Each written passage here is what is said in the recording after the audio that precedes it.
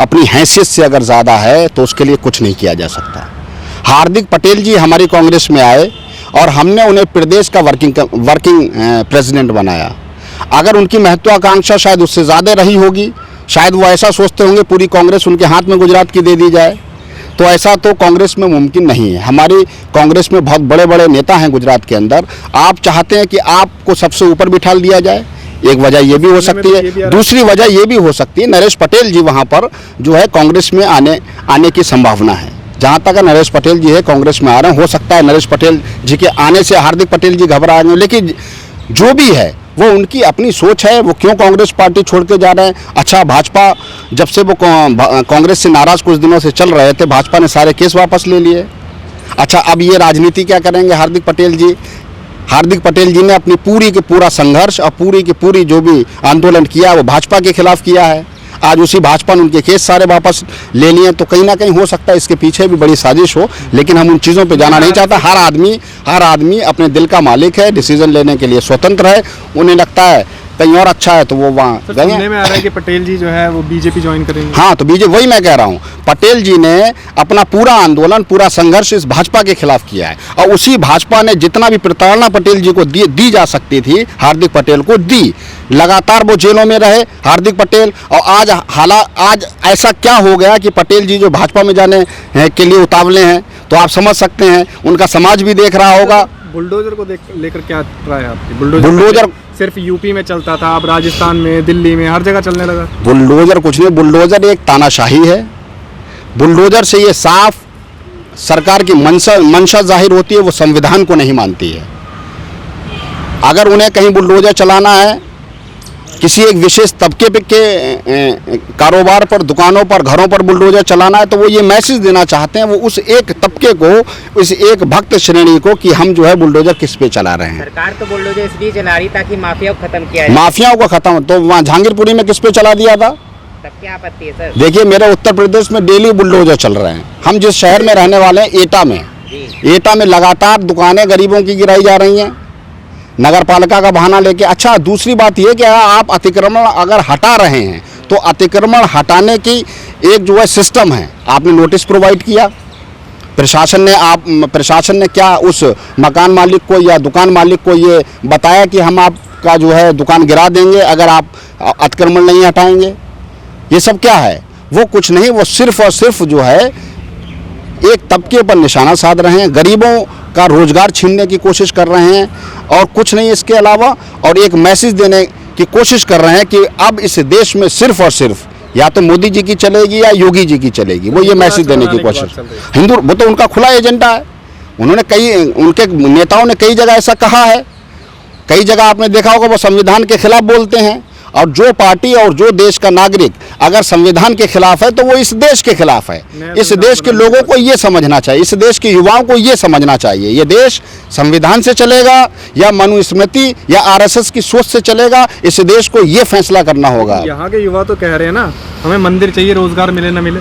जो युवा ये कह रहे हैं उन्हें मंदिर चाहिए, जो युवा ये कह रहे हैं उन्हें मस्जिद चाहिए, ठीक है ना। मैं दोनों की बात करता हूँ, वो इस देश की नहीं सोच रहे हैं, और मैं उन दोनों सोचों के खिलाफ हैं जो मंदिर या मस्जिद की बात करते हैं।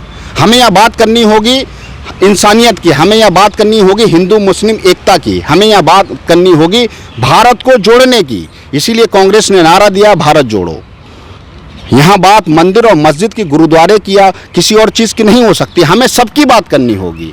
तो जो सबका साथ सबका विकास बोलते तो वो सब दिखावा है। अगर सबका साथ सबके विकास की बात होती तो ये बुलडोजर गरीबों पर नहीं चलते। अगर हाँ, डिजिटल इंडिया क्या आपने हालात तो देख ही लिए हैं ना। डिजिटल इंडिया में क्या हुआ, देश की सारी PSUs, पब्लिक सेक्टर की जितनी कंपनियां हैं, चाहे वो कोई भी हो, चाहे वो एयर इंडिया की बात हो, चाहे वो ONGC की बात हो, चाहे वो आप किसी को भी उठा लें, लगातार बेचने का काम कर रहे हैं। रेलवे को प्राइवेटाइजेशन करने की कोशिश लगातार हो रही है।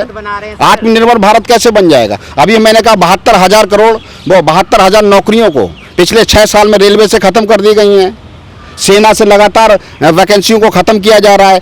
और जब से 8 साल से ये सरकार आई है तो क्या हो रहा है, या तो वैकेंसी नहीं निकल रही है, अगर धोखे से प्रेशर में निकाल भी दे रहे हैं तो उसका पेपर आउट हो जा रहा है। लोगों को नौकरी चाहिए ही नहीं तो फिर क्या फायदा नौकरी? नहीं, लोगों को नौकरी चाहिए। आप एक उस तबके की बात कर रहे हैं जो ये कह रहा है कि 200 रुपए का हम पेट्रोल डला सकते हैं लेकिन वोट देंगे मोदी को। मैं उन कुछ लोगों की बात नहीं कर रहा, ये देश उन कुछ लोगों का नहीं है। मोदी जी को कितने वोट मिले हैं? 30%, 31% वोट से प्रधानमंत्री बने हैं ना। बाकी वोट 69% किसके क्या है? वोट वो सेकुलर वोट है। वो वोट वो है जो इस संविधान से, इस देश से मोहब्बत करता है। कोई और सरकार क्यों नहीं बना पाता? सरकार नहीं बना चाहती, उसके बहुत सारे फैक्टर हो सकते हैं, लेकिन आपको ये कहें कि देश उनके साथ है या उनकी सोच के साथ, ऐसा नहीं है। उन्हें 29%, 30%, 31% ही तो वोट मिल रहा है। 69% वोट आज भी वो है जो भाजपा को वोट नहीं करता है, उसे इकट्ठा करने की जरूरत है। जो काम भाजपा ने किए हैं वो काम किसी और पिछली सरकारों ने किए भी तो नहीं। भाजपा लगातार कह रही है कि 70 साल आगे करके हमने देश। हाँ, जो पिछली सरकारें थी उन्होंने 70 साल जो है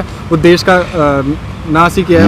मैं तो खुद ही बता रहा हूँ, आज जो है डॉलर ऐतिहासिक है, ऐतिहासिक काम मोदी जी ने किया है। ठीक है, 78 रुपए के आसपास का डॉलर है, ऐतिहासिक काम है कि नहीं है? बेरोजगारी इतिहास में सबसे ज्यादा, ये भी इतिहास लिखा है मोदी जी ने, लिखा कि नहीं लिखा है? रिजर्व बैंक से 1,72,000 करोड़ रुपए को आप उठा लेते हैं, ये भी ऐतिहासिक काम है। ये भी ऐतिहासिक काम है कि देश के 3 जज, सुप्रीम कोर्ट के जज बाहर निकल के ये कहते हैं इस देश की न्याय व्यवस्था खतरे में। ये भी ऐतिहासिक काम मोदी जी ने किया है। चाइना जो है घुस के भारत की जमीन पर कब्जा करे बैठी है, घर बना लिए हैं, सड़कें बना ली हैं, ये भी ऐतिहासिक काम किया है। ये तो कह रहे हैं कि भारत जो है घुस के मार नहीं, उनके कहने से क्या होता है? ये इस देश का युवा, इस देश की जनता ये फैसला करे कि कौन सच बोल रहा है, कौन झूठ बोल रहा है। आप गुमराह कुछ दिनों के लिए कर सकते हैं, आप कितने दिनों के लिए करेंगे? धीरे धीरे सबको समझ में आ रहा है, सबकी आंखें खुल रही हैं कि मोदी जी क्या बोल रहे हैं और क्यों बोल रहे हैं।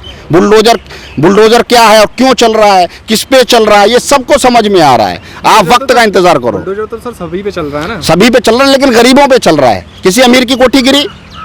अतिक्रमण सिर्फ गरीबों का है। लोगों ने कोठियां सड़कों पर बना रखी हैं, हवेलियां सड़कों पे बना रखी हैं, गिरी? बीजेपी के प्रदेश अध्यक्ष दिल्ली के उनके यहाँ भी अतिक्रमण गिराया आपने?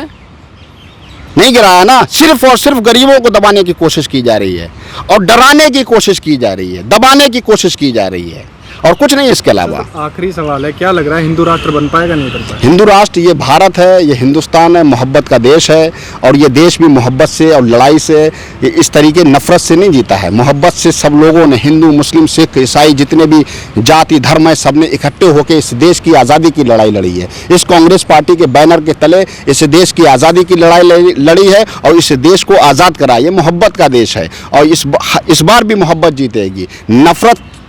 नफरत कुछ दिनों के लिए इस्टेब्लिश हो सकती है, लेकिन इस नफरत से देश नहीं चलाया जा सकता, क्योंकि इस देश में आज भी मोहब्बत करने वाले लोग हैं। इसीलिए इस भारत का नाम पूरी दुनिया में इस मोहब्बत के लिहाज से देखा जाता है। और ये वो ताजमहल जिस पे ये लोग उंगली उठा रहे हैं, वो पूरी दुनिया की मोहब्बत की मिसाल है, जिस पर ये लोग मंदिर और मस्जिद ये जो भी ढूंढने की कोशिश कर रहे हैं। और ये देश मोहब्बत से ही जीतेंगे हम लोग, और जीतने जा रहे हैं। बहुत बहुत